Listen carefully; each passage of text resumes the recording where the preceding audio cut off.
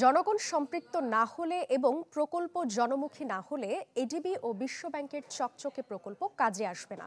একনেক সভা শেষে সাংবাদিকদের প্রশ্নের জবাবে একথা বলেন পরিকল্পনা উপদেষ্টা ডক্টর ওয়াহিদ উদ্দিন মাহমুদ। জানান, জনমুখী ছোট ছোট প্রকল্প বাস্তবায়নে মনোযোগ দিচ্ছে সরকার।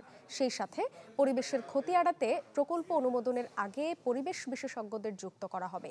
সভায় আজ ১,৯৭৪ কোটি ৩০ লাখ টাকা ব্যয়ে 10টি প্রকল্প অনুমোদন করেছে জাতীয় অর্থনৈতিক পরিষদের নির্বাহী কমিটি একনেক। এর মধ্যে সরকারি অর্থায়ন ১,৬৪২ কোটি ৯২ লাখ টাকা, সংস্থার নিজস্ব অর্থায়ন ৩৩১ কোটি ৩২ লাখ টাকা।